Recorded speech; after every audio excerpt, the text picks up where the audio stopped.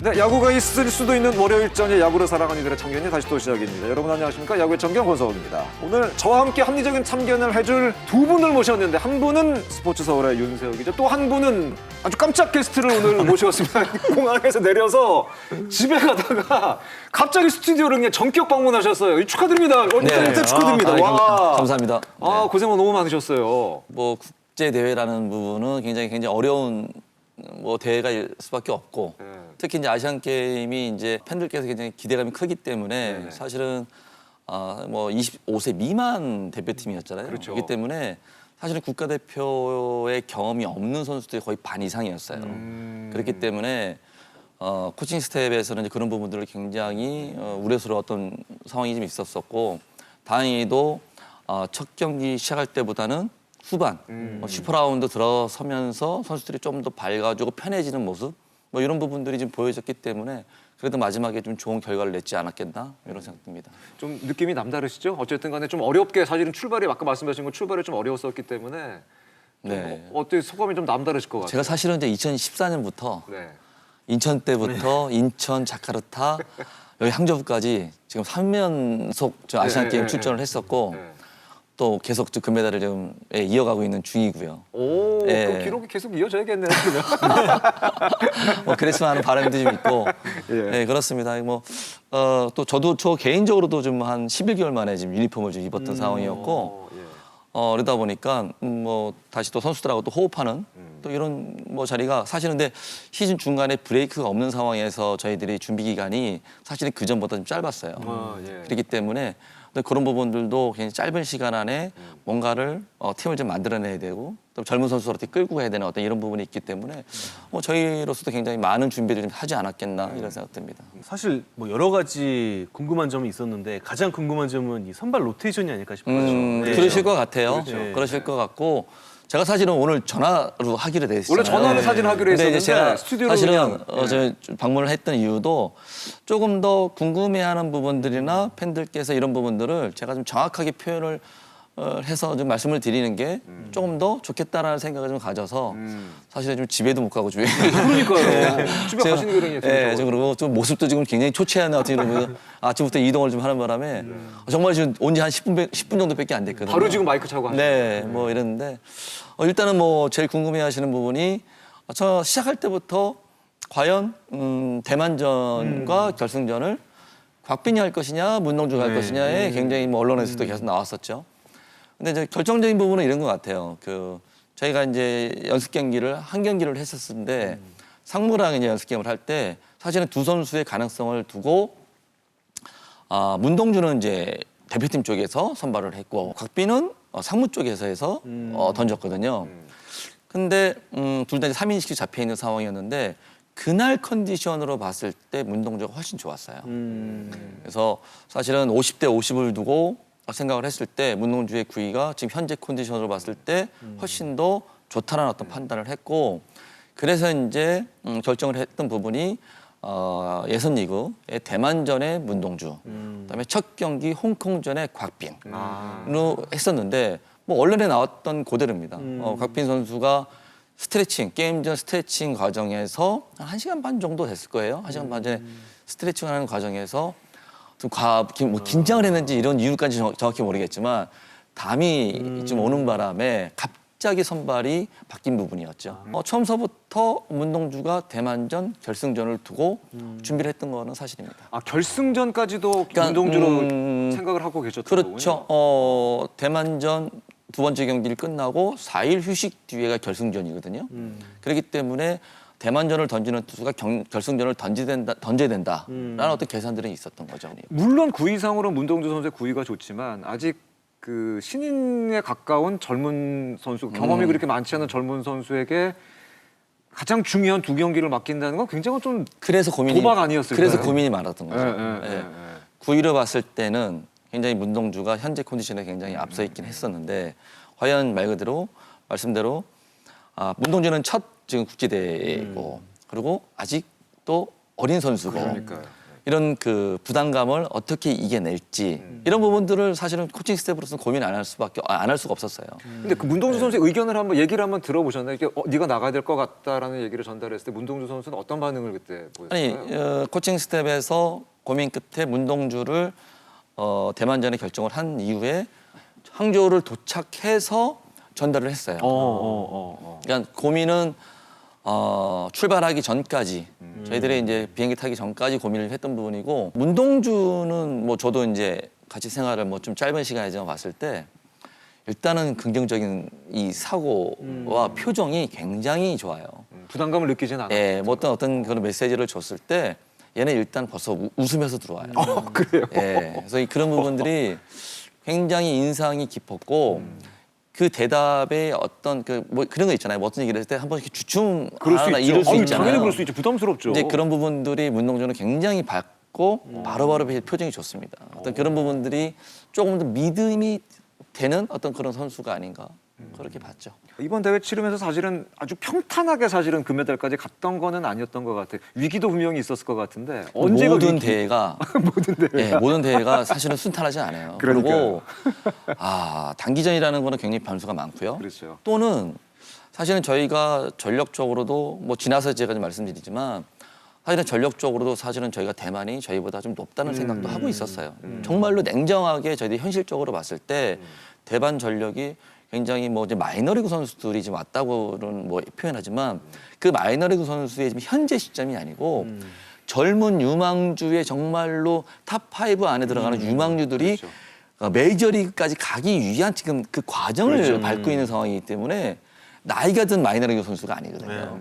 처음에는 선수들이 뭐 160kg, 155kg 막 이렇게 그렇죠. 오다 보니까 처음에는 본인들도 알고 있었지만 당황을 하는 거예요. 근데 이거를 경험을 함으로써 슈퍼라운드 1번전, 결승전, 대만전 했을 때 이제 타석에 들어갈 때 편안함, 근데 마운드에 올라갔을 때 편안함 이런 것들을 제가 좀 봤거든요. 그렇기 때문에 이런 부분들이 굉장히 좋은 경험이 됐을 거고 앞으로 봤을 때도 좋은 좀 건강하고 젊은 대표팀이 구성될 가능성이 높다. 이렇게 볼 수 있습니다. 중국이 일본을 꺾었잖아요. 네. 그리고 나서 다음 상대가 중국, 저희는 네, 중국이랑 맞아요. 일정 놔두고 있었는데 좀 당황스럽지 않으셨어요? 저희들이 현장에서 깜짝 놀라셨을 것 코칭 같아. 스텝도 현장에 그날 있었고요.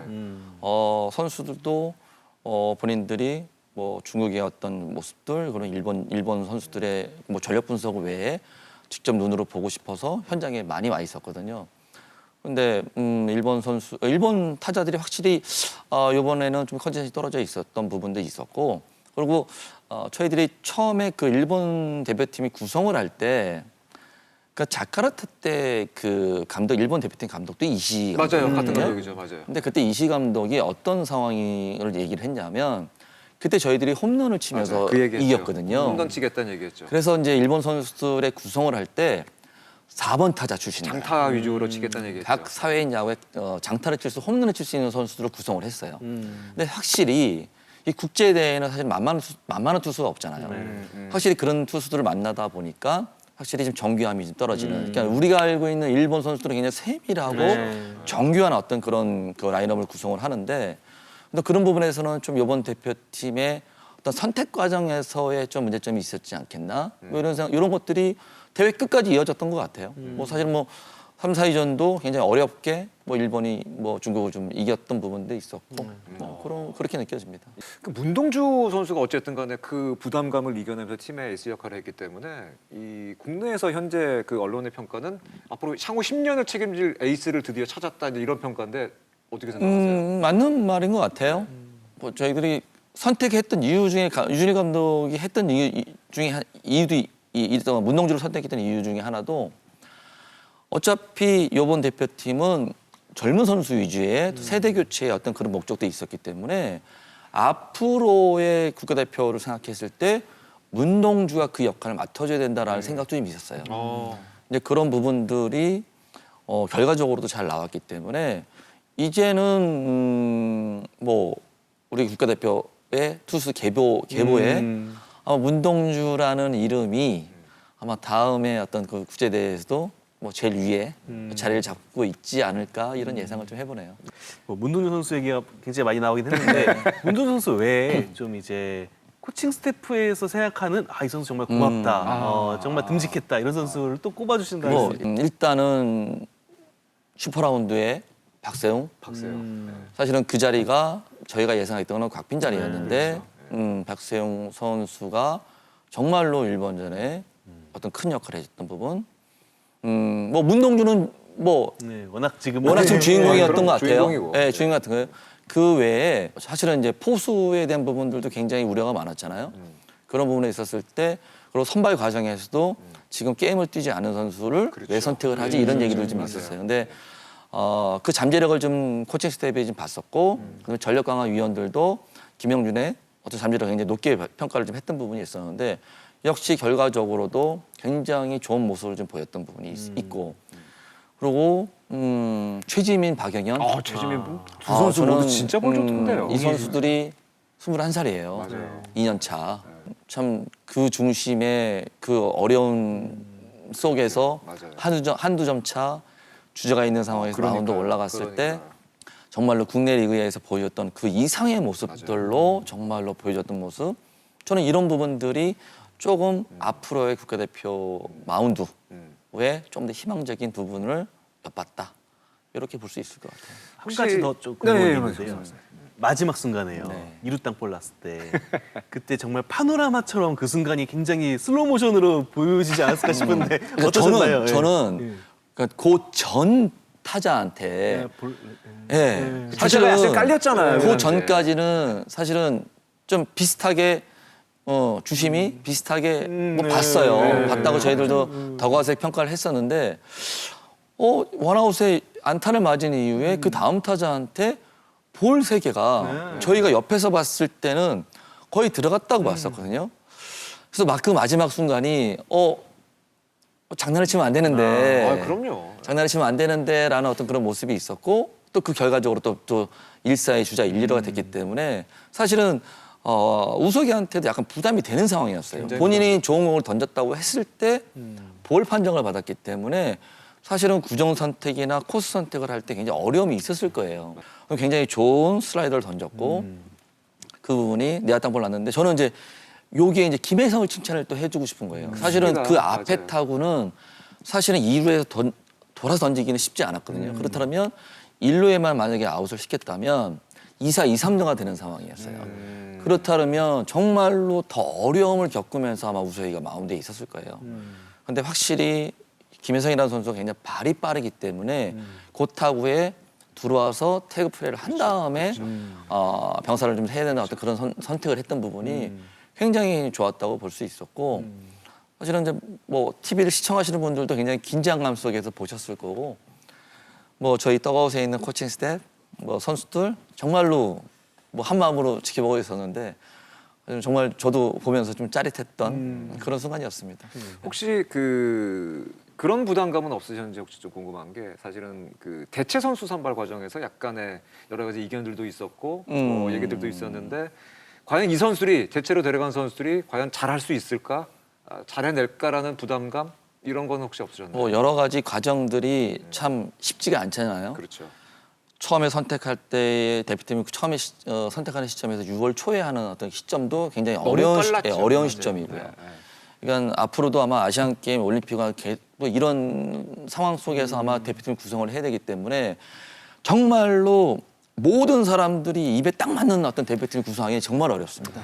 이거는 아마 아실 거예요. 이건 아시라고 볼 수 있고 결과적으로 이번에 만약 윤동희 선수가 그렇죠. 선택이 안 됐다면 문제가 심각했어요. 왜냐하면 최원준 선수가 합숙 과정에서 마지막 날 베이스러닝 하는 과정에서 타구에 종아리를 맞았기 때문에 저희 계산에서는 뭐 일반적으로 종아리를 맞았을 때 타구이면 한 2, 3일 정도 휴식을 취하면 좀 회복이 되겠다는 계산을 좀 했었는데 생각보다 회복이 안 되는 상황이었고요. 그래서 저희는 이제 현지에 가서 이틀 정도가 훈련 시간이 있었기 때문에 2, 3일 정도면 회복이 되겠다는데 회복이 안 됐기 때문에 만약에 윤동희가 없었다면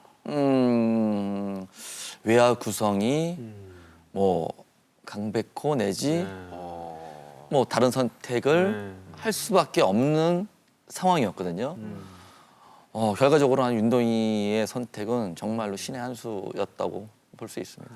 네. 그 좌타 라인으로 구성되어 있는 대한민국 야구 외야 쪽에서 어쨌든 간에 좋은 우타자가 나왔다는 것 자체 그것만으로도 사실은 굉장히 또 의미가 있는 것 같고 이번 그리고- 대회를 통해서 완전히 재평가가 된 것 같습니다. 그러니까 윤동희가 국내 리그에서의 모습보다 이번에 국제 대회 150km 이상, 150km에서 160km를 던지는 어떤 투수들한테 굉장히 강했거든요. 그렇죠. 그 이유가 윤동희 선수가 움직임이 제일 적은 선수예요. 테이크백 이동에 힘을 쓰기 위한 어떤 그 이동 동작에서 윤동희 선수는 굉장히 조용하게 있는 스타일이거든요. 그 장점이 이 대회에서 자연스럽게 나왔던 것 같아요. 그렇기 때문에 국내 리그에서의 모습 그 이상의 모습들을 봤기 때문에 아마 대표팀의 어떤 구성을 할 때 윤동희는 뭐 지금 현재 시점으로 봤을 때는 조금 더 우선순위에 좀 올라 있는 선수가 아닌가 뭐 이런 생각도 좀 해봅니다. 이 모습으로 스튜디오에 있는 너무 것도 잘 어울리시는 지금 네. 딱 이 복장이 너무 좋은 것 같아요. 일부러 입고 온 게 아니고요. 정말로 공항에서 지금 왔습니다. 바로 그냥 현장에서 오신 것 같아요. 너무 좋은 것 같습니다. 네. 이번 내야진이 뭐 말씀하신 것처럼 향후 이제 대표팀을 꾸준히 만들어 나가는 데 있어서 중심이 될 내야진이라고 보는데 뭐 김혜성 선수 얘기도 하셨지만 좀 전반적으로 지금 야수진 특히 내야진 좀 어떻게 평가하고 계신지. 일단 뭐 예. 올 시즌에 있었던 노시환과 김혜성은 우리나라를 대표하는 선수가 이제 됐잖아요. 그렇기 때문에 이 두 선수는 뭐 나이랑 상관없이 어떤 그런 기준이 상관없이 아마 우리나라를 대표하는 내야수가 지금 자리를 잡은 상황이고 사실은 유격수의 이제 박성원 선수가 조금 더 저희들은 이제 주전으로 생각을 했었는데 김주영 선수가 사실은 대만전 맨 마지막에 대타를 썼을 때 160km 던지는 유지룡 선수의 그 타이밍이 결과는 삼진을 먹었지만 타이밍이 맞는 거예요. 그 모습을 봤던 거예요 유준희 감독. 공격적인 모습에서 그러니까 타이밍이 맞는 모습. 다른 공에 맞- 그 전에 대만전에 다른 선수들은 다 늦는 타이밍이 안 맞아서 다 고전을 하고 있었고 타이밍이 다 늦었어요. 근데 벤치에 있다 맨 마지막 타석에 대타를 나갔는데 사실은 타이밍이 맞는 거예요. 그래서 유진일 감독이 그 모습이 김주원이 다음 경기를 했을 때 타이밍이 좋기 때문에 좋은 결과를 낼 수 있을 거라는 예상을 했었는데 그래서 결승전 주전 유격수로 나온 게 그 다음 경기 사실은 대만전 다음에는 사실은 태국전이었기 때문에 사실은 그때만 해도 박성원과 김영준은 약간 체력적인 세이브를 위해서 휴식을 줬던 부분인데 김주원이 자연스럽게 이어진 거죠. 대만전 마지막 타석, 그다음에 태국전이 자연스럽게 이어지면서 슈퍼라운드에서 김주원을 선택할 수밖에 없는 컨디션을 보이고 있었던 부분이에요. 또 타석에서도 좋은 모습도 예. 보여줬고 네, 홈런도 쳤고. 홈런도 쳤고. 예. 유진일 감독이 굉장히 진짜 좋은 눈을 가졌던 거죠. 딱 그 한 타석에 김주원이가 160 정도 되는 어떤 그런 볼을 칠 수 있겠다라는 어떤 계산을 하고 이제 스탁 라인을 썼고 그리고 이제 김주원 선수가 사실은 이제 올 시즌에도 29개로 네, 에러가 굉장히 실책이 1위잖아요. 맞아요. 이제 그런 부분들을 염려를 했어요. 근데 연습 과정에서 대표팀에 들어와서도 연습 과정에서 굉장히 안정되게 훈련을 해왔거든요. 근데 그런 모습들이 충분히 주전 유격수로도 가능성이 있겠다. 이런 부분들을 엿봤고 정말 마지막까지 좋은 모습으로 결과를 냈기 때문에 저는 김주원도 굉장히 성장이 올 시즌에 굉장히 많은 성장을 했지만 이 대회가 주는 어떤 그런 그 경험은 정말로 본인한테 정말 큰 게 들어왔을 거라는 또 생각을 또 해봅니다. 젊은 선수들이 이번 대회를 치르면서 갖게 되는 어떤 자신감, 금메달에 대한 자신감 그리고 160km 넘어가는 외국 선수의 어떤 외국의 그 강속구로 던지는 투수를 대처할 네. 수 있다는 이 자신감 이런 거는 단지 이번 대회뿐만이 아니라 앞으로 대한민국 야구에 대한 어떤 밝은 미래 충분히 좀 예측할 수 있는 부분이 아닐까요? 뭐 앞으로 11월 16일이죠. 네. 11월 16일은 이제 PBC에 또 일본 선수들 일본에서 굉장히 유망주 선수들이 나올 것이고요. 그랬을 때 지금 현재 일본 프로야구에 기본적으로 150에서 160 던지는 선수들이 꽤 많잖아요. 몇 명이 이제 구성에 선택이 될지 모르지만 아마도 조금 더 아시안 게임보다는 조금 더 다른 의미로 아마 APBC를 아마 준비를 할 거예요. 그러다 보면 뭐 내년에 있을 프리미어리그, 그다음에 그 다음에 있을 WBC, WBC까지. 뭐 이런 부분들이 좀 더 많은 뭐 성장 속에서 좀 더 밝은 어떤 대표팀이 구성이 되지 않을까 그런 기대를 좀 해봅니다. 알겠습니다. 정말 희망을 발견할 수 있어. 사실 WBC 때문에 시즌 초반에 좀 우울했던 부분도 있는데 맞아요. 아시안 게임을 통해서 다시 한 번 더 어떤 밝은 미래를 좀 희망을 가질 수 있는 맞아요. 그런 대회가 아니었. 금메달도 물론 의미가 있지만 그런 그리고 것들이 오늘 의미가 있지 사실은 않을까 또 오늘 또 생각이 공항에 저희들이 이제 귀국을 하면서 나오면서도 또 느꼈던 부분이 정말 야구로 살아가시는 분이 너무 많다. 공항에 많이 오셨죠? 예, 엄청 많으셨어요. 정말로 많은 분들이 공항에 찾아주셨고 굉장히 많은 박수와 격려를 많이 보내주셨거든요. 정말로 이렇게 사랑을 많이 해주시기 때문에 굉장히 뭐 많은 관심들을 뭐 성적이 좋았을 때 또는 나빴을 때 그렇다는 거를 아마 우리 선수들도 아마 느꼈을 거라는 생각이 들어요. 그래서 오늘 공항에 나올 때 금메달을 걸고 나올 때 어떤 그 느낌이 분명히 뭐 코칭 스텝보다도 선수들이 느끼는 아마의 느낌은 훨씬 다른 느낌을 또 받았을 거란 생각이 돼요. 이런 부분들이 자연스럽게 KBO 리그 또는 대표팀에 분명히 좋은 영향력, 긍정적인 영향력이 발휘될 것이다. 이런 생각을 해본 겁니다. 이 말씀이 오늘 시청자 여러분께 드리는 마지막 굉장히 좋은 네, 메시지가 될 네. 것 같고 아마 마지막 인사가 될 것 같습니다. 네. 금메달 없으시죠? 코칭 스텝은 금메달 안 준다면서요? 원래 시상식에 코칭 스텝 안 올라가잖아요. 그러니까요. 그래서 대만 선수하고 일본 선수 다 내려온다며요. 코칭 스텝 가가지고 좀 기념사진 찍으셨어요? 단체 사진을 찍었어요. 그런데 이번에는 대회 그 조직위에서 네. 사실은 코칭 스텝 거를 준비를 해줬어요. 그래요? 예. 원래는 안 주잖아요. 원래는 없었어요. 원래는 없잖아요. 네, 원래는 없었는데 이번에는 조직위에서 금메달을 좀 준비를 해줘서 사실은 받아왔습니다. 저희도 좀 갖고 오시죠. 네, 지금 있네요. 사진 보여주세요. 알겠습니다. 네네네. 너무너무 사실은 고생 많이 네. 하셨고 좋은 결과 있어서 저희도 너무 기뻤고 또 저희 또 가족 중에 한 분인 우리 유재현 해설위원께서 가서 좋은 결과를 또 이렇게 만들어 오셔가지고 너무 저희는 행복했습니다. 예, 고생 많이 하셨고 또 오늘 사실 피곤하실 텐데 이렇게 오셔가지고 시청자 여러분을 위해서 좋은 얘기 해주셔가지고 너무 오늘 감사했습니다. 좀 뭐 궁금해하셨던 부분들 네, 조금 제 얘기가 네. 조금 더 좀 궁금증을 좀 풀어주고 좀 도움이 됐으면 하는 마음으로 나왔고요. 네. 좀 즐겁게 보셨으면 좋겠습니다. 알겠습니다. 네. 너무 감사하고 이제 빨리 들어가서 좀 쉬셔야죠. 이제 여독 네. 좀 푸셔야 될 것 같습니다. 저 여독 푸시고 또 현장에서 또 인사드리겠습니다. 알겠습니다. 오늘 좋은 말씀 대단히 감사합니다. 고맙습니다. 알겠습니다. 네, 고맙습니다. 해설로 참여한 박용택 위원과의 전화 연결이 준비가 되어 있습니다. 현장에서 분위기, 코칭 스태프의 어떤 소감 이런 것들을 좀 더 자세하게 들어보도록 하겠습니다. 박용택 위원 잘 들리세요? 네, 안녕하세요. 오, 고생 많으셨습니다. 네, 뭐 제가 고생한 게 있나요? 선수들이 다 고생하고 그래도 좋은 결과로 와가지고 다행이에요. 그래도 네. 기분 좋으시죠? 와, 그냥 제가 그 이제 결승전 끝나고 우승하고 나서 금메달 따고 네. 또 이제 금메달 시상하고 뭐 이렇게 하는데 그리고 이제 조금 전에 이제 들어올 때도 사실 축구 대표팀하고 뭐 대표팀들 많이 같이 들어왔거든요. 네네네. 아직까지도 제가 그냥 대표팀인 것 같은 생각이 지금 계속 들고 있어요. 예. 네, 안녕하세요. 저 윤세호입니다. 네, 안녕하세요. 네, 뭐 멋진 해설 잘 들었는데 네. 그 해설하면서 사실 이제 전력강화위원회도 계셨으니까 네. 여러 가지 구성에 있어서도 고민도 많이 하시고 한 게 지금 저도 기억이 나는데요. 네. 그래도 이제 아시안 게임 경기 보시면서 이 선수 정말 눈에 띄더라 하는 선수가 있다면 누가 될 수 있을까요? 뭐 이번 대회 가장 깜짝 스타 아니면 준비된 스타는 저기 윤동이었던 거 아닐까요? 대만전에 사실은 패하면서 약간 네. 좀 위기 아니냐? 국내에서는 네. 좀 약간 이번 좀 의외의 결과가 나오는 거 아니야? 이런 얘기도 많았었는데 현지에서 분위기는 어땠었나요? 뭐 솔직히 말씀드리면은 대한민국 이번 대표팀이 금메달을 못 딴다고 해서 의외는 아니었어요. 네, 아주 왜냐하면- 낙관적으로 보지는 않으셨네요. 그럼요. 솔직히 전력으로 봤을 때는 대만이 우리보다 위에 있는 게 맞았죠. 그 이제 투수들도 워낙 좋았고 대만은 진짜 자국에서는 무조건 금메달이라고 하고 이제 왔더라고요.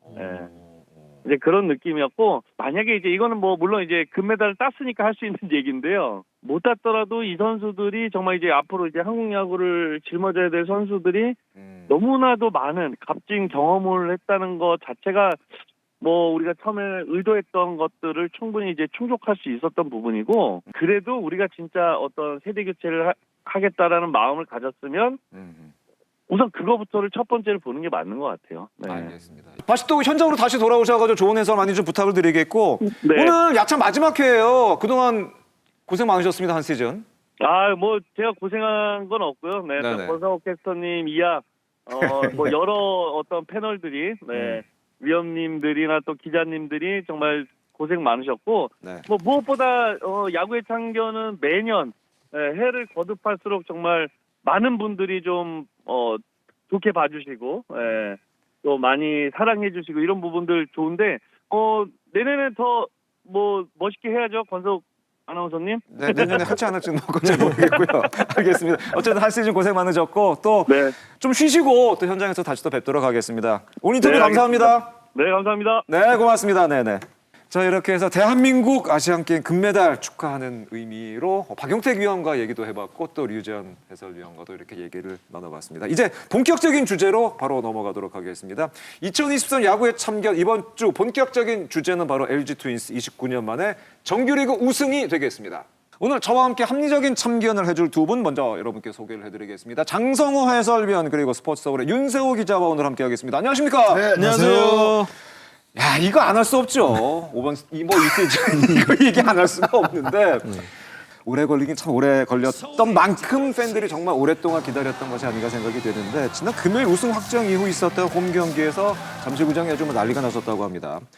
요즘에 사실은 종이신문 기자시지만은 스포츠 신문의 기자시지만은 종이신문 사실은 이렇게 많이 보지를 않는데 요즘에 이 신문 이것 때문에 난리가 났다고 하는데 LG 우승 소식이 일면에 실린 바로 이 신문입니다. 이게 지금 뭐 난리가 풍기 현상이 지금 나타나고 있다고요? 네. 사실 아예 이례적인 일은 아니에요. 아, 그래요? 작년에 SSG 랜더스가 통합 우승을 차지했을 때도 SSG 팬들이 이제 스포츠 신문을 찾으려고 일면에 올라간 엄청 찾았거든요. 그래서 저희가 그때도 좀 몇 개 이제 빼가지고 신문을 그 SSG 팬들한테 사연을 받아서 좋은 사연이 있으면은 또 선물로 드리고 그랬었는데 사실 이번 그래도 예상은 했지만 이게 정규 시즌 우승이니까 하려면 우리가 또 통합 우승 때 또 하자 이 생각 그때 좀 증세를 하자 이런 계획이었는데 설마 정규 시즌 우승 갖고 이런 일이 벌어질까라고 했는데 LG 팬들의 화력이 정말 엄청나더라고요. 그만큼 오래 기다렸다는 얘기가 아닌가 생각이 되고 이게 어쨌든 종이신문 최근에 보지 않는데 어쨌든 우승 장면을 갖고 있다는 거는 LG 팬들에게 그냥 기념이 될 수가 있는 거죠. 아, 그럼요. 이건 엄청난 제가 봤을 때 기념일 거예요. 예. 올 시즌 정규리그 우승을 하기까지 그럼 LG 트윈스가 어떤 시즌을 보지 했는데 그 여정을 한번 살펴보면서 올 시즌을 한번 리뷰를 해볼까 생각하는데 월별 승률 그리고 월별 이슈를 보면서 LG 트윈스의 이번 시즌 정규리그 우승까지의 가는 길을 한번 살펴보도록 하겠습니다. 자, 4월 달부터 살펴보도록 하겠습니다.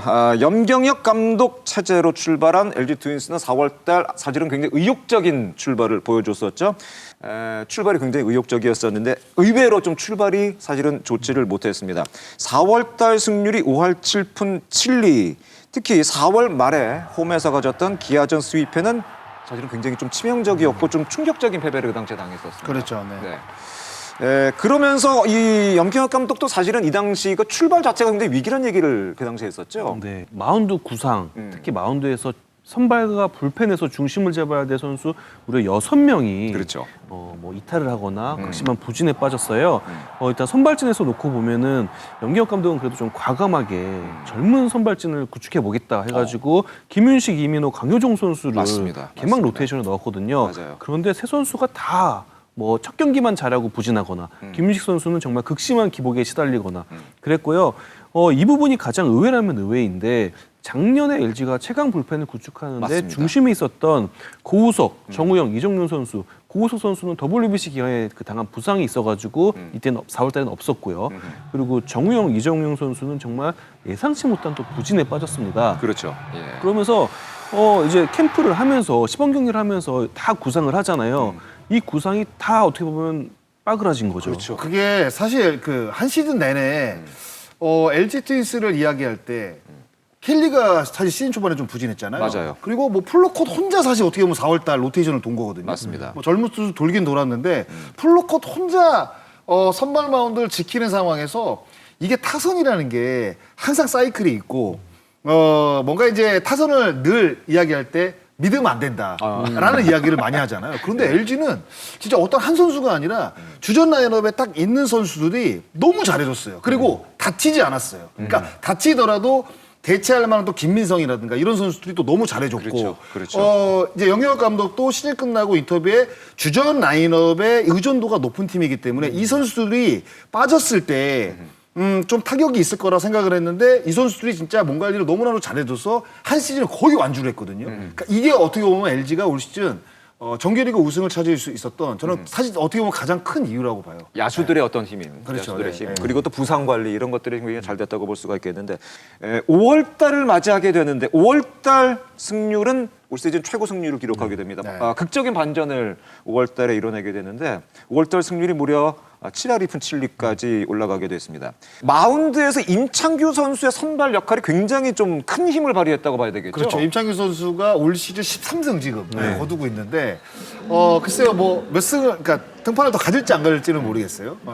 FA 재수를 선택을 하면서 시즌 초반에 젊은 이제 선발들에게 밀려서 이제 불펜으로 시작이 됐는데 그 선수들이 사실 뭐 제 몫을 못 해주고 좀 흔들리다 보니까 결국에는 임창규 카드를 꺼내 들었는데 그렇죠. 이게 절묘하게 통했죠. 맞아요. 사실상. 예. 그러면서 켈리 선수가 부진한 이 부분을 플로코 선수와 함께 같이 메워주는 이런 활약을 이제 펼치다 보니까 그렇죠. 사실상 LG가 5월 달에 7할 2푼이면 굉장히 좋은 성적이잖아요. 엄청난 승률이죠. 그런데다가 지금 각 팀마다 각 감독들이 항상 이야기를 할 때 4월 달, 5월 달 굉장히 중요하다고 치고 이야기를 나가야 합니다. 된다는 얘기 예. 많이 하죠. 근데 그 요 두 달에 거의 한 45경기 정도 이제 우천으로 수년이 안 되면 45경기에서 50경기 사이를 치르거든요.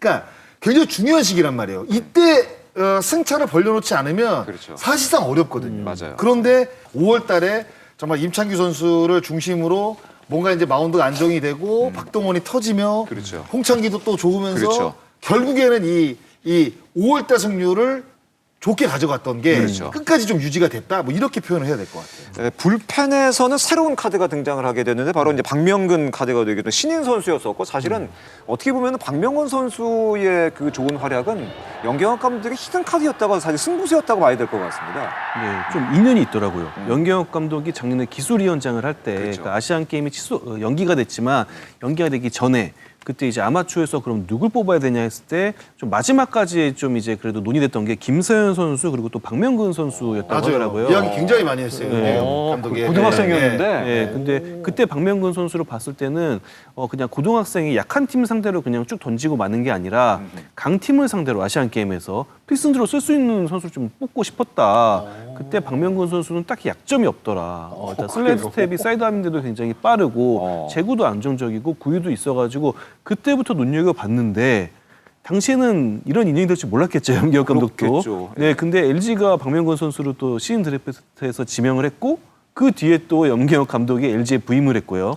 그러면서 부임하자마자 이제 스프링 캠프 명단을 짜는데 박명근은 그냥 고민도 안 하고 바로 1군 스프링 캠프 명단에 넣었다고 합니다. 그때부터 사실 LG의 미래를 책임질 필승조 투수다라고 했고 그 기대를 뭐 시즌 초반부터 박명근 선수가 완벽하게 임무를 뭐 완수했죠.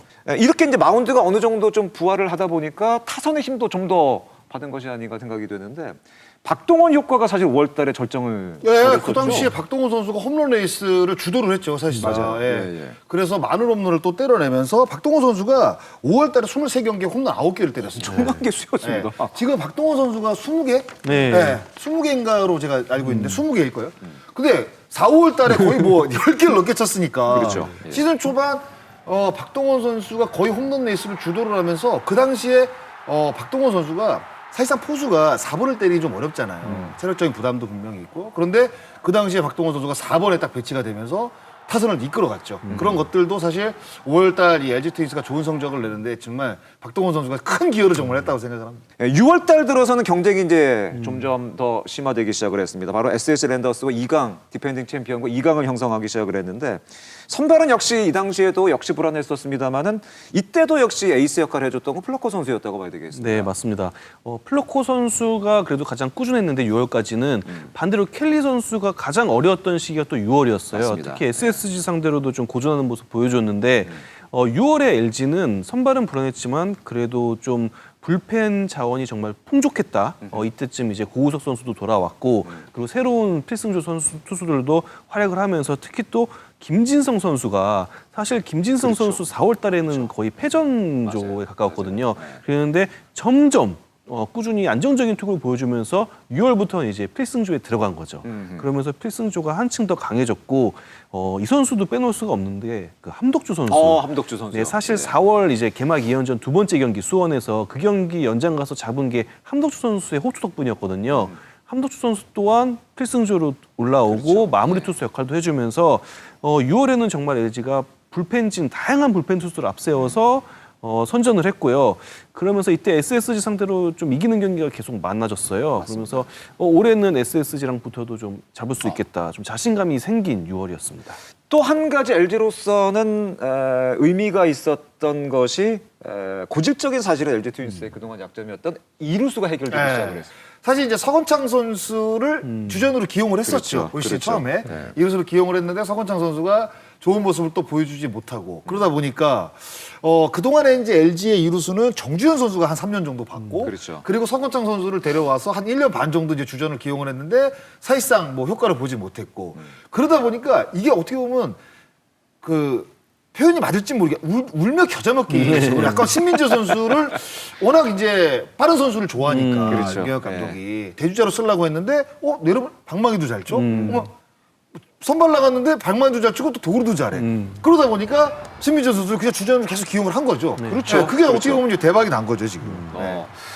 LG 트윈스에게 사실은 6월달 가장 중요한 매치업은 바로 1위 경쟁을 하고는 랜더스와의 맞대결이었는데 이게 6월 말에 있었습니다. 27일부터 있었는데 한 경기 취소되면서 2연전이었는데 이걸 싹쓸이하면서 LG 트윈스가 어떻게 보면 랜더스 아까 말씀해 주신 것처럼 랜더스와의 승부에서도 이제 자신감을 갖기 시작했다고도 볼 수가 있겠습니다. 네. 그 당시 승리 투수가 임창기 박명근 선수였습니다. 예, 결국 마운드의 힘이 랜더스를 이제는 이길 수 있다는 자신감을 보여줬던 어떤 중요한 일전이었던 것 같습니다. 네, 랜더스 상대로 올해는 우리가 LG가 밀리지 않는다. 좀 이런 확신 자신감이 있었고 임창규 선수를 이때쯤에 이제 연기혁 감독이 우리 토종 에이스다라고 이제 인정을 하기 시작한 거죠. 그러면서 임창규 선수의 길을 살려주고 또 박명근 선수도 이때까지 굉장히 꾸준히 잘한 모습 보여줬고 이 당시에 SSG 관계자가 좀 농담식으로 이런 얘기를 하더라고요. LG에 우리 팀 지도자들이 너무 많다. 우리 팀을 거쳐온 코치들이 너무 많다. 네, 감독부터 이제 코치들까지. 그래서 우리를 너무 잘하는 거 아니냐. 그 얘기도 일리가 있네요. 네. 그 얘기도 일리가 있네요. 그래서 내년에는 우리가 좀 데려가야 되지 않을까? 약간 이런 농담도 했는데 이때부터 LG가 이때부터 SSG가 작년까지 LG랑 또 다른 것 같다. 이런 얘기를 했었습니다. 알겠습니다.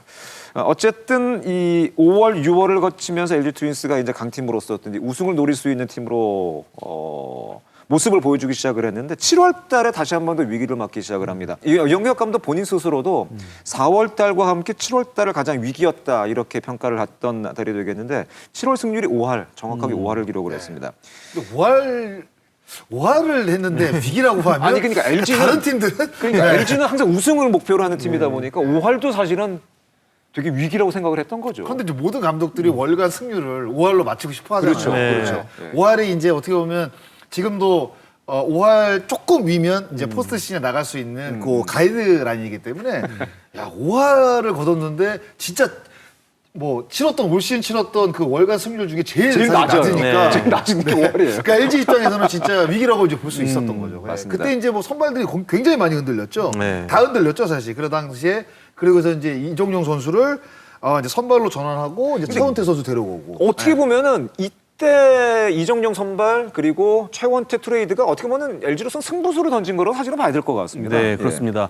제가 이제 정규 시즌 우승 확정 짓고 나서 뭐 연기혁 감독도 그렇지만 선수한테 물어봤어요. 언제 1위가 가능하다. 언제 우리 1위 할 것 같아라고 생각을 했냐는데 선수들 중에 다수가 최원태를 트레이드로 데려왔을 때 많은 분들이 아마 그런 생각을 하셨을 그러니까 거예요. 이게 최원태 승부수를 선수가 던졌다. 물론 와서 기대한 만큼의 모습 보여주지 못했지만 선수 사이에서는 그런 게 있는 거죠. 이 선수가 우리 팀에 왔어? 그럼 우리 돼. 그 시점이 최원태 선수가 딱 트레이드를 했을 때 7월 말이었는데 그때 최원태 선수가 이제 LG에 트레이드해서 온다라고 했을 때 굉장히 큰 자신감을 얻었다고 하고요. 7월 달에 위기였던 게 뭐냐면은 전반기 마지막 2경기를 졌습니다. 그리고 후반기 시작 첫 3경기를 다 져가지고 5연패였어요. 맞아요. 예, 그러면서 사실상 조금만 더 지면 이제 1위 자리가 바뀌어버리는 그런 상황이었는데 연패가 더 길어지진 않았고 또 뭐 회심의 트레이드를 하면서 그렇죠. 선발진을 충원했고 그러면서 좀 팀 내부적으로 위기를 잘 넘어갔다 이런 좀 흐름이 감지되는 시점이었습니다. 이때 신민재 선수 기록을 보니까 이게 단순히 그냥 수비 대안이 아니라 팀 타선을 이끌었던 선수가 신민재 선수. 팀 타율 7월 타격을 보니까 4등을 했던 신민재 선수입니다. 7월 달을 어쨌든 잘 보내고 8월 달을 맞이하게 되는데 이제 이게 한참 더울 때 아니에요. 네.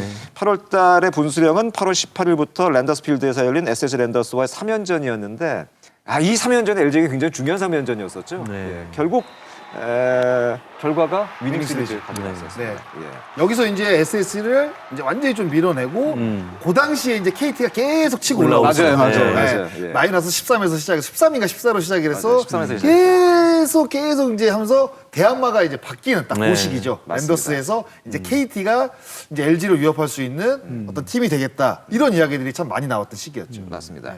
선발에 고민이 많았던 LG가 이제 켈리가 다시 이제 복귀한 것이 가장 반가웠다고 볼 수가 있겠습니다. 그리고 이정용 선수는 이제 선발로 완전히 자리 잡게 되죠. 네, 이때 사실 한 7월, 6월까지만 해도 이런 얘기가 많았어요. 켈리 바꿔야 된다. 맞아요. 교체해야 된다. 맞아요. 예, 맞아요. LG가 또 하나의 승부수를 던지려면은 켈리를 좋은 외국인 투수로 바꿔야 된다라고 그렇죠. 했는데 당시 뭐 LG 프런트도 그렇고 연기혁 감독도 그렇고 그래도 믿고 가는 게 맞다고 생각한다라고 하면서 계속 신뢰를 보여줬거든요. 그 믿음이 8월부터 이제 또 다시 뭐 보답이 된 게 아닌가 싶고요. 이정용 선수의 선발 전환은 사실 영리혁 감독이 좀 다른 뜻도 있었어요. 이정용 선수가 결정구가 없다 보니까 선발로 나가면은 타자들을 많이 상대하게 되잖아요. 이렇게 많이 상대하면서 좀 두드려 맞다 보면은 스스로 결정구의 필요성을 느끼지 않을까 싶어서 하게 됐는데 일단은 들어주죠. 저희 생각은 절대 선발이 아니고 중간으로 성공할 선수라고 판단을 했어도 본인이 그걸 원했을 때는 일단 제가 감독이라면 저는 시켜주거든요. 일단은 한번 네. 기회를 준다. 1년이 걸리더라도 그걸 하고 와야 그 실패를 경험하고 와야 나중에 불펜을 했을 때 성공하면 좋은 거고. 네, 성공하면 좋은 거고 성공하지 못할 확률이 분명히 높거든요. 실제로 이정용 선수가 선발 전환하면서 포크볼을 집중 연마해서 맞아요. 습득하게 됩니다. 맞아요. 그리고 포크볼을 습득하면서 선발 투수로서 성공을 하게 되는 거죠. 그러니까 연기혁 감독의 의도가 정말 이정용 선수의 선발 전환 이거는 100% 적중을 했다라고 볼 수 있을 것 같고요. 맞습니다. 이정용 선수 본인에게도 언젠가는 자기가 선발로 가고 싶다는 얘기를 항상 해왔거든요. 뭐 내년에 이제 12월달에 상무에 갈 것 같은데 아마도 올 시즌 이정용 선수가 굉장히 커리어에서 굉장히 큰 굵직한 전환점을 만든 것 같아요. 작사 혹시 기억나시는지 모르겠는데 작년에 야구의 참견 연경혁 위원이나 얘기하고 투수 얘기하고 막 그럴 때 LG는 중간에 참 좋은 투수들이 많은데 왜 이 선수들을 선발로 생각하지 않는가라고 연경혁 위원이 굉장히 그 당시에 얘기를 많이 했었는데 가장 큰 이유는 가장 근접한 선수를 고른 거예요. 선발 투수에 현재 가장 근접해 내년 있다. 시즌에 선발을 한다. 내후년 1, 2년 안에 선발을 해서 성공할 수 있는 어떤 기준을 가지고 고른 거고 그 기준에는 정우영 선수가 가장 빠르다는 거죠. 네. 어떻게 보면 그 당시 가졌던 생각을 올 시즌 실현시켰다고도 볼 수가 있겠습니다. 그 중에 한 선수가 이정용 선수였습니다. 예. 그러니까 이게 어렵죠. 사실 그러니까 연경혁 감독도 작년에 이제 해설을 네. 그렇죠. 그러니까 그 안에 있는 팀원들이나 유지현 감독이 아니기 때문에 밖에서 본 네, 거잖아요. 그렇죠. 그렇죠. 네, 네. 밖에서 볼 때는 그게 굉장히 쉬워 보일 수 있는데 근데 결국에는 해설위원을 하면서 본인이 생각했던 걸 들어가서 지금 바꿔버린 실현시킨 거잖아요. 거예요. 실현시킨 거잖아요. 그렇죠. 그런 부분도 굉장히 대단하다고 좀 느껴지는 것 같아요. 어쨌든 말씀해 주신 것처럼 도박이었었고 승부수로 던진 것이었는데 그 카드가 굉장히 성공을 했다. 네, 네, 그것이 어떻게 보면 전체적인 어떤 정규리그 우승까지 가는데 큰 역할을 했다고도 볼 수가 있겠습니다. 9월 이제 본격적인 순위 경쟁이 펼쳐지는데 9월 이후의 승률은 현재까지 6할 1푼 5리 기록을 하고 있습니다. 드디어 이제 LG도 선발의 힘이 보여지기 시작을 하는데 9월부터 이제 김윤식 선수가 완벽하게 살아나기 시작을 했습니다. 저희가 이제 LG의 올 시즌 돌아보면서 연기혁 감독 얘기를 굉장히 많이 할 수밖에 없게 되는데요. 수밖에 없죠. 이 또한 연기혁 감독의 굉장히 인터뷰하는 거 좋아하셔서 그래요. 그리고 포털 사이트에 굉장히 좋아하시더라고요. 지목을 좀 즐기시는 분이세요. 네. 근데 김윤식 선수의 이 부활도 어떻게 보면 굉장히 과감한 결단이었어요. 왜냐하면 김윤식 선수가 작년 후반기에 토종 에이스 역할을 했었고 뭐 대표팀에도 뽑혔었고 그랬는데 이제 올 시즌을 치르면서 좀 뭐라고 해야 될까요? 그 준비가 안 된 상태로 시즌에 들어간 거죠. WBC에서 별로 나오지도 못했었고 그렇죠. 선발 투수로서 투구수 이닝수도 부족한 상태에서 시즌에 들어갔는데 그 여파가 너무 크게 드러났어요. 어떤 경기 보면 김민수 선수 5월달에 경기 보면은 구속이 막 130km 나왔어요. 맞아요. 직구 구속이. 136, 막 네. 7, 막 이렇게 나오고. 네, 완전 밸런스가 완전 무너진 거죠. 근데 보통은 거기서 이제 감독이 결정을 내려야 되는데 이 선수를 어떻게 할 것이냐라고 했는데 염기혁 감독은 김윤식 선수를 2군으로 보내버리면서 캠프를 다시 하고 오라고 했어요. 처음부터 다시 시작한다. 2, 3개월 줄 테니까 그냥 미련 갖지 않고 처음부터 다시 해라. 그러면서 다시 몸 만들고 다시 투구수 이닝수 늘려서 거기서 실전도 하고 오케이 됐을 때 와라. 근데 또 이 카드가 또 적중을 한 거죠. 그러니까 이런 기다림도 참 제가 봤을 때 제가 만약 감독이면 참기 힘들 것 같아요. 쉽지 않은 네. 노력이죠. 쉽지 않은 그러니까 왜냐하면 노력입니다. 김윤식 선수는 어느 정도 보여준 선수이기 때문에 그래도 퓨처스에서 조금 조정 기간을 거치고 한두 경기 던지고 괜찮아졌네? 빨리 쓰고 싶단 말이에요. 근데 그걸 결국에는 참고 하다가 진짜 중요한 시기에 딱 몸이 됐다 해서 올려서 딱 쓰다 보니까 작년 그 좋았던 그런 퍼포먼스가 나오는 거잖아요. 그러니까 그런 것도 참 염기혁 감독이 잘한 부분이라고 저는 생각해요. 사실은 LG 트윈스가 이제 선발 야구도 물론 선발 야구였습니다. 가장 중요한 건 불펜이었었는데 사실은 시즌 초반 아까 말씀드릴 때도 불펜이 많이 흔들리는 상황에서 그래도 불펜을 계속 지킬 수 있었던 것은 저는 사실은 시즌 후반에 김진성의 역할이 아닌가 생각이 되는데 9월달 김진성 선수가 9월 이후부터는 김진성 선수가 엄청났습니다. 지금. 네. 예. 9월 MVP 후보로도 올랐죠. MVP 후보까지 올라갔던 김진성 선수고 0점대 평균 자책점에 뭐 나왔다면 무실점이고. 맞아요. 네. 예. LG에서 어떻게 보면 영입을 한 선수잖아요. 그 선수가 어떻게 보면 팀에 정말 보답을 한 것 같다는 생각이 듭니다. 네. 진짜 방출 선수가 맞아요. 되면서 그 얼마 전에 저도 이제 그 노트북 보니까 테스트도 준비돼 있다. 그런데 너 김진성인데 무슨 테스트냐? 뭐 참여수 단장이 뭐 이런 얘기 해가지고 너무 감동받았다는 그 인터뷰를 봤는데 정말 어떻게 보면 그냥 굴러 들어온 복덩이죠. 그렇죠. 그럼요. 네. 그런데다 김진성 선수는 NC전 우승을 시켰고 맞아요. 그 당시에 한국 시리즈 전 경기 등판을 했습니다. 맞아요. 네. 그러면서 지금 이제 LG 트윈스가 이렇게 직행을 하다 보니까 뭐 여러 선수도 있어요. 연기혁 감독도 분명히 한국 시리즈 경험이 있고 그 안에 뭐 박동원 선수, 김민성 선수도 있고 네. 뭐 서건창 선수 들어올지 안 들어올지는 모르겠지만 서건창, 허도환 이런 선수들이 다 한국 시리즈 경험이 있거든요. 박기민도 마찬가지고. 맞아요. 네. 근데 투수 쪽을 보잖아요. 투수 쪽을 보면 한국 시리즈 경험했던 선수들이 없는 것 같아요. 쉽지 않죠. 맞아요. 함덕주 정도 네, 외에 함덕주 없습니다. 정도. 네. 그렇겠네요. 그렇겠네요. 그러면 김진성 선수가 이제 NC 시절에 그 한국 시리즈를 치렀던 경험이라든가 이런 굉장한 느낌들, 그건 굉장한 이런 경험이겠는데요. 것들을 사실 그 LG 트윈스 투수들에게 뭐 이야기를 뭐 100% 할지 안 할지는 모르겠어요. 그런데 물어보겠죠. 선수들이 김진성 선수가 이제 경험이 있으니까. 그러니까 그런 것들이 앞으로 이제 김진성 선수가 정말 해야 될 역할이라고 생각이 드는데 그런 것까지 생각을 해보면 진짜 김진성 선수의 이 정말 이 굴러 들어온 진짜 복은 굴러 정말, 들어온 예, 복이죠. 그럼요. 엄청난 사실 단순히 어떻게 지금 보면 복이죠. 성적뿐만이 아니라 큰 미래를 생각한다면 그럼요. 굉장히 아마 큰 힘이 되지 않을까 생각이 드는데 아까 저희가 KT 얘기 잠시 했었잖아요. 이제 그 LG 트윈스의 올 시즌 대항마는 KT가 될 것이다라는 것이 시즌 후반부터 했었는데 그 시즌 9월 초에 있었던 KT와의 3연전은 KT가 로테이션 조정을 해서 쿠에바스 벤자민 고용표를 내밀었는데 여기서 위닝 시리즈를 LG가 가져갔어요. 맞아요. 이게 사실은 굉장히 컸었죠. 그렇죠. 예. 사실상 뭐 KT가 가장 자랑하는 1, 2, 3번인데 원투쓰리인데. 여기서 위닝 시리즈 거뒀으니까 정규리그는 당연히 이제 뭐 대항마가 KT인데 대항마를 꺾어버렸으니까 그렇죠. 그런데다가 KT가 올라오게 되면 LG 정규리그 우승해도 장담 모른다. 못해 뭐 이런 장담 얘기, 못해 이런 막 얘기 이런 굉장히 얘기가 많이 많았어요. 나왔거든요. 많았어요. 근데 맞아요. 그런 것들을 그냥 진짜 한 번에 부식시키는 사실 어떻게 보면 위닝 시리즈라고 봐야겠죠. 그렇습니다. 이런 여러 가지 뭐 위기 그리고 또 어떤 업다운이 있는 과정에서도 LG 트윈스가 우승이라는 축포를 쏘아 올렸는데 몇몇 기록을 저희가 살펴봤더니 아주 의미가 있고 흥미로운 기록들이 올 시즌 LG 트윈스에게 있었습니다. 어떤 기록인지 그 기록을 살펴보면서 좀 더 얘기를 해보도록 하겠습니다. 정규리그 우승팀 LG 특이 기록이 되겠습니다. 첫 번째 기록은 바로 역전승의 팀이 되겠습니다. 이 LG 팬들이랑 LG 선수들이 가장 듣기 싫어하는 얘기 중에 하나가 도련님 야구. 예전에 이런 얘기 많았잖아요. 그래요? 도련님 이상한 얘기 많았어요. 그러냐고? 도련님 야구 이런 얘기 너무 저기 순하게 하고 한다. 맞아요. 예. 근데 이제는 그런 얘기 하면 안 될 것 같아요. 네. 올해 가장 많은 역전승을 이끌어냈습니다. 네, 올해 뭐 역전의 명수라고 해도 과언일 정도인데 일단 뭐 지금 시점에서 84승을 거뒀는데 그 중에 41승이 역전승입니다. 네, 거의 대단하네요. 절반에 가까운 그 비율을 계속 유지해 왔고요. 네. 그리고 선제 실점을 해도 승률이 5할대. 야. 그러니까 지고 있어도 질 것 같지 않은 네, 그런 팀 컬러가 올해 완전히 만들어졌다라고 볼 수 있을 것 같아요. 정규리그 우승팀 LG 특이 기록 두 번째 기록은 바로 고정된 라인업이 되겠습니다. 영경혁 감독의 특징 중에 하나가 라인업을 거의 바꾸지 않는다라고 볼 수가 있겠는데 우승을 했을 당시의 기록을 살펴보니까 라인업 개수가 80개, 딱 80개였습니다. 가장 적죠. 가장 적었습니다. 가장 적었습니다.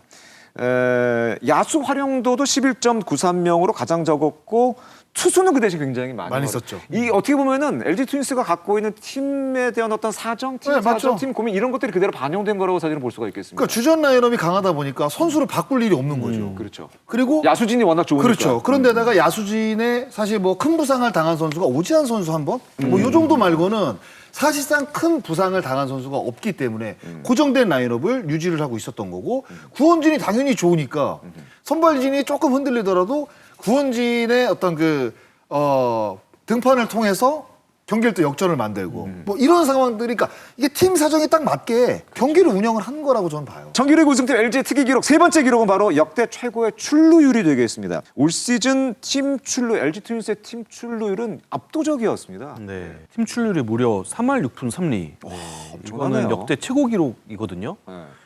근데 이 출루를 하는 방법에 있어서 큰 변화가 있긴 했습니다. 캠프 때부터 영기혁 감독은 공을 보면서 출루하는 게 아니라 때려서 출루해라를 굉장히 많이 강조했어요. 곤란해서 하는 것이 네, 아니고 초구부터 얼마든지 나가라. 그리고 볼 카운트 3볼에서도 얼마든지 휘둘러도 된다. 근데 이런 기조가 이호준 타격 코치의 기조와도 딱 맞아요. 그러니까 이호준 타격 코치가 이제 애리조나 캠프 때 이런 얘기를 하더라고요. 이제 감독님이 새로 오시고 타격에 대해서 이제 대화를 나누고 면담을 했는데 거의 내 타격 이론과 90% 이상이 흡사하더라. 네, 그러니까 감독과 타격 코치의 시너지 효과가 자연스럽게 나올 수밖에 없는 그런 상황이었고 홍창기 선수가 출루로 굉장히 유명하잖아요. 그렇죠. 근데 올해 홍창기 선수가 달라진 점이 이른 카운트에서도 빨리빨리 배틀을 내면서 안타를 만들어내요. 단순히 곤란한 것이 아니고. 네. 그래서 이렇게 공격적으로 가야지 오히려 볼넷도 는다. 염기혁 감독은 이런 이론이 있더라고요. 그래가지고 지금 이 출루율은 높은 타율에서도 들어간 그런 출루율이다. 이렇게 보면 될 것 같고 출루율이 이렇게 압도적으로 좋다 보니까 사실 주루사가 굉장히 많았거든요. 이게 또 만회되는 어차피 또 많이 나가니까 그렇죠. 네, 그런 효과도 좀 있었습니다. LG 트윈스가 올 시즌 기록한 팀 출루율 3할 6푼 3리는 LG 트윈스의 역대 최고 기록이 되겠고 프로야구 역대 출루율 1위 팀을 살펴봤더니 아주 재밌는 결과가 나왔습니다. 어딘지 아시겠어요? MBC 종료? 아니에요. 어디? 2014년에 넥센이었습니다. 아, 그 당시 감독이 염기혁 염기혁 감독. 감독이었습니다. 그 당시에 뭐 서건창, 맞아요. 뭐 강정호, 네, 박병호 뭐 이런 선수들이 활약할 때죠. 맞아요. 그러니까 염경엽 감독이 추구하는 야구가 어떤 야구인지 이 기록만 딱 놓고만 봐도 확실히 알 수 있는 것 같습니다. 네. 예. 거기서부터 출루부터 이제 시작되는 네. 야구가 바로 이제 염경엽 씨 야구가 아닌가 하는 생각이 들었습니다. 정규리그 우승팀 LG의 특이 기록 네 번째 기록 살펴보도록 하겠습니다. 아까 바로 얘기하신 주루호가 난 얘기가 되겠는 도루시도와 주루사 1위가 바로 또 LG 트윈스가 되겠습니다. 이거 뛰느냐고 얘기 안 할 수 없죠. 사실 워낙 뭐 시즌 내내 따라다녔던 얘기고 아니 잘 치는 타자가 그렇게 그러니까. 라인업에 많은데 왜 자꾸 뛰는 야구를 하냐? 이게 심 없는 경기부터 그랬어요. 이거는 그 염기혁 감독이 감독 부임 딱 되고 나서부터 계속 사실 이야기했던 부분이에요. 시즌 전부터 얘기했고 시즌 맞아요. 들어가서도 가장 많이 나왔던 얘기가 이 주루 플레이 그리고 한 베이스 더 가는 야구, 도루 야구 이 얘기였는데 야 결국에는 162개 성공했고 실패가 97개네요. 아, 성공률이 62.6%.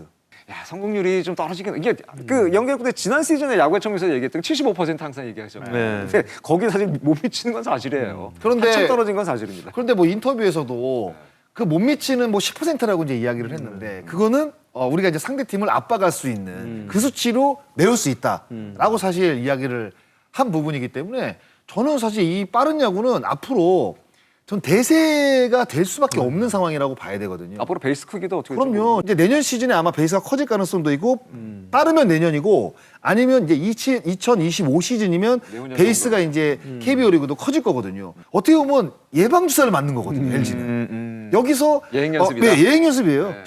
성공률이 이렇게 떨어지지만 이거는 분명히 제가 봐서 앞으로 더욱 더 좋아질 가능성이 높습니다. 성공할 가능성이 훨씬 더 높다고 봐요. 그렇다면 지금부터 이제 할 얘기는 과연 LG 트윈스의 한국 시리즈 파트너는 누가 될까? 그리고 그 파트너, 여러분이 생각하는 그 파트너와의 승률 혹은 결과는 어느 정도로 생각하시는지 그 얘기를 잠시 한번 해보도록 하겠습니다. 누가 올라올 것 같으세요? 아무래도 KT가 제일 유리하죠. 이거는 어쩔 수 없어요. 포스트 시즌 이 구성상 위에 있는 팀이 유리할 수밖에 없어요. 두산도 최근에 만만치 않던데요. 제가 봤을 때는 그래도 진짜 많은 분들께 물어보면 2위를 기록한 팀이 올라갈 가능성이 전 높다고 봐요. 가장 높다. 오케이, 일단은 그럼 KT로 얘기를 하죠. 그렇죠. 윤석이 전 누구를 예상하세요? 저도 KT를 꼽을 수밖에 없는 게 지금 일정이 그렇게 만들어졌어요. 일정이? KT는 10일 날 모든 정규 시즌 일정이 끝납니다. 그 이후에 경기가 없어요. 오. 그리고 이제 2위가 거의 눈앞 확정이 거의 된 상태이기 때문에 10월 10일 날 정규 시즌이 끝나고 KT는 푹 쉽니다. 한 20일간을 쉬고 이제 플레이오프에 들어가는 거예요. 그러면 LG도 물론 긴 시간을 휴식을 가지면서 투수들이 많이 충전이 되겠지만 KT 또한 20일이라는 기간이 만만치 투수에게 않게 쉰다. 네, 만만치 않게 쉬고 굉장히 소중한 굉장히 뭐 풀 충전을 할 수 있는 기간이거든요. 맞아요. 좋은 KT 투수들이 최상의 컨디션에서 플레이오프를 치른다. 그리고 지금 뭐 벤자민 선수가 좀 컨디션이 안 좋고 엄상백 선수가 안 좋다고는 하지만 20일이면 이 선수들도 다 돌아올 거라고요. 그렇죠. 충분하죠. 그래서 네. 아마 KT가 플레이오프도 좋은 경기라고 보여주고 한국 시리즈는 정말 뭐 엄청나게 치열한 승부가 되지 않을까 LG와 KT의 네, 이런 몇 대 몇 정도 보세요. 그래서 몇 대 몇. 한국 시리즈? 네. 만약 KT가 올라간다 치면 한 아니 저는 LG 트윈스가 우승을 할 가능성은 저는 확실히 높다고 봐요. 50% 이상. 뭐 당연히 50% 이상을 봐야 돼. 50대 50? 잘 모르겠어요. 누가 50인가요? 윤석 기자는 어느 정도 보세요? 4승 2패 봅니다. 6차전에서 끝나는 걸로 한국 시리즈. LG 트윈스 우승? LG 네, 트윈스가. 네. 요즘에 플러코 소식 뭐 좀 들려오는 거 있나요? 뭐 계속 훈련은 하고 있는데 몸은 준비를 하고 있는 건가요? 네, 그런데 아무래도 염경엽 감독 그리고 코칭 스태프와 좀 의견 차이가 확실히 있어 보이긴 해요. 그러니까 플로코 선수 스스로 생각하는 일정 뭐 이런 거와 코칭 스태프가 좀 바라보고 있는 염경엽 감독이 바라보고 있는 일정 이 부분에 있어서는 분명히 차이가 있었고요. 염경엽 감독이 원하는 계획대로는 플로코가 따르지 않으면서 지금 뭐 사실 염경엽 감독은 없이 그냥 한국 시리즈 가는 거를 생각하고 있다라고 얘기를 했거든요. 여러 가지 아마 그 얘기가 오가고 아마 플로코 선수도 프로 선수고 또 비즈니스맨이기 때문에 아마 뭐 여러 가지 얘기가 오가고 결국 저는 합류가 되지 않을까라는 개인적인 생각을 갖고 있습니다. 어떤 합의점을 서로 간에 찾지를 않을까라는 생각을 제가 갖고 있습니다. 어제 영경엽 감독 잠깐 만났거든요. 네. 감독님의 마음이 약간 좀 그러신가요? 네, 이게 확답을 제가 확실하게 들은 건 아닌데 네, 그 언론에 나온 것처럼 비슷한 이야기를 하시더라고요. 그래서 그런 뉘앙스로. 야 이게 뭔가 이게 지금 5대5는 아니에요 확실히. 5대5는 5대5는 아니고 어느 한쪽으로 치우쳐지긴 치우쳐졌어요. 그런데 이제 막판 정말 극적인 타협을 통해서 이게 이제 반대쪽으로 이제 되면서 합류가 될지 이 부분은 사실 굉장히 중요한 부분이라고 저는 생각을 합니다. 알겠습니다. 과연 LG 트윈스가 29년 만에 한국 시리즈 우승, 통합 우승까지 달성할 수 있을지 기치가 정말 주목이 되고 팬들 아마 많이 기다리실 것 같습니다. 오늘 이렇게 해서 아시안게임과 2002 시즌에 대해서 참견해봤고 좀 되돌아봤습니다. 올 시즌 전체적으로 좀 어떻게 보셨어요? 네? 마지막 정리하는 얘기 좀 해주세요. 일단은 뭐 중위권 싸움이 지금 치열하게 또 진행이 되고 있잖아요. 아직까지 끝난 게 아니니까. 재작년인가? 마지막 날 이렇게 네, 순위가 막 맞아요. 결정된 게 있었잖아요. 그러니까 역시 야구는 촘촘히 붙어 있어야 된다. 네, 다시 한번 또 느끼게 되고 그리고 이제 올해 같은 경우에는 국제 대회에서 이제 좋은 성적을 못 냈잖아요. WBC. 그런데 아시안 게임에서도 이제 금메달을 금메달 땄고 땄죠. 그러니까 야구를 좋아하시는 야구 팬의 어떤 그 사랑을 진짜 다시 한번 느낄 수 있었던 전 한 해였던 것 같아요. 맞습니다. 네. 윤석 기자는 어떠셨어요? 네, 참 길었다. 아, 올 진짜 시즌. 길었어요. 네, 정말 진짜, 길다. 진짜 길어요. 정말 길었고 정말 야구를 좋아하시는 분들은 정말 풀로 야구를 즐길 수 있는 정말 더할 나위 없이 많이 야구를 종류별로. 에이펙트도 있잖아요. LPBC도 있고 이거 올해 뭐가 많네요, 진짜. 네, 그래서 뭐 야구 팬들은 가장 그래도 풍족한 한 해가 되지 않았을까 이렇게 생각이 듭니다. 올해 LG 담당 기자라면서 어떤 생각됐던 그런 것들 책으로 내셨다고 들었는데 네. 어떤 책인지 소개 좀 해주세요. 아, 네. 굉장히 궁금하긴 하더라고요. 네, 아니, 우승이 사실은 없는 팀이었기 때문에 어떤 얘기를 과연 할 수 있었을까 굉장히 좀 궁금하긴 네, 한데 제가 소개 좀 해주세요. 한편으로는 LG 담당을 10년 넘게 했으니까 이 얘기를 좀 정리해서 내면은 그래도 LG 팬들한테 선물이 되지 않을까 이런 생각을 예전부터는 해왔어요. 근데 또 우연히 또 한 출판사에서 제가 생각했던 거를 먼저 제의를 해주시더라고요. LG의 그냥 희노애라는 게 그러게요. 제가 봤을 때 그러게요. 다 들어가 있겠네요. 네, 그렇습니다. 맞습니다. 오랜 시간 기다려온 LG 팬들도 정말 감회가 남다르지 않을까 생각이 되는데 저희가 이 책 보여드리는 이유는 단순히 책 소개가 아니라 이 선물로 저희가 준비를 했습니다. LG 팬들 아마 읽어보시면 굉장히 좋아하지 않을까 생각을 해서 선물로 준비를 했는데 야구의 참견 인별그램에서 저희를 태그해서 시청 인증 게시물을 올려주시면 추첨을 통해서 책을 선물로 드리도록 하겠습니다. 많은 참여 부탁을 드리고 책 좀 잘 되길 그래서 또 좋은 결과까지 있기를 기대를 하도록 하겠습니다. 야구의 참견은 이번 시즌은 오늘이 마지막이 되겠습니다. 야구의 참견 올 시즌 마지막 방송인데 느낌이 어떠세요?